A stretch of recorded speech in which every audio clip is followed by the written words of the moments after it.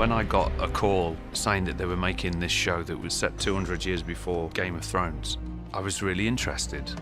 When I got the gig, for that split second, you're like, oh my God, you're in Game of Thrones, it's the biggest thing ever. And you put the phone down, you're like, oh God, now I've got to do it. Game of Thrones has such a history and a fan base and a culture that exists beyond it and around it.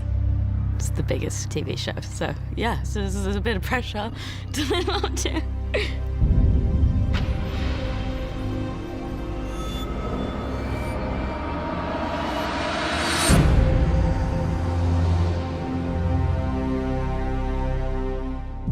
How do we make Thrones but not Thrones? What's good about Thrones? What worked in Thrones? What didn't? What do we want to better? How do we want to evolve the style?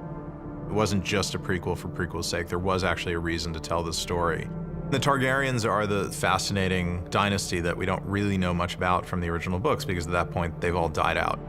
There was this once great day where there were dozens of Targaryens running around and a bunch of dragons, and they ruled over Westeros. It was a time of peace and prosperity, and everybody knew that if you messed with the Targaryens, you would get the dragons, so nobody dared to overthrow them. This period in Westeros was a very decadent time.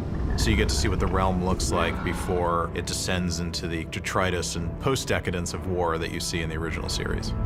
So I was fascinated in going back to that time and seeing the Targaryens at their height and learning what it was that Daenerys lost and trying to win back throughout the story.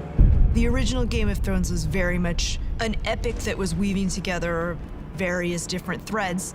It still has that scale and scope, but it's really just the story of one family slowly tearing itself apart. There's a wish fulfillment for an audience of things they want to see. We're not here to not give it to them. We're here to give them the thing that they want, just not in the way that they're expecting. We're not trying to rehash the past. We're trying to find something fresh and exciting. We wanted to very much embrace the feel and the world of Game of Thrones, but we had the flexibility to enlarge and enhance. But there was this very strong feeling that we wanted the audience to feel they're in the same show. The first time I walked on set where King's Landing's been built, I feel like no one told them that that isn't how films are made now, that you don't have to build the whole castle. But no, it's all there and it's all in the right place. You read the script at home and you imagine the scene, and then when you come in, it's always twice the size you imagined it. You walk around these sets that look like ancient monuments and buildings with massive statues, or you can be on these amazing locations. You cannot believe that this is on the earth somewhere this extraordinary. The other series of Game of Thrones was absolutely brilliant, and the costumes were brilliant. So it was not a question of doing better. It was just a question of doing something beautiful. We had said to ourselves, we're going to pull our horns in on season 1. We're going to start in a more grounded, more intimate way. But even with our horns pulled in, it was just big. One of the many beautiful things that George did with his creation of Westeros is it really feels three-dimensional and fully realized, and that there's thousands of years of history, and you can get lost in a good way in the world of Westeros.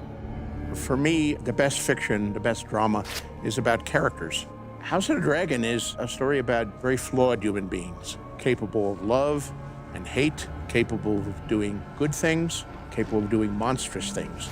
I genuinely hope that audiences are open to watching a new chapter in the Game of Thrones saga. Game of Thrones was its own thing, and it was a cultural phenomenon. But this is something else, it's a different story. The scale of the story is told in a different way.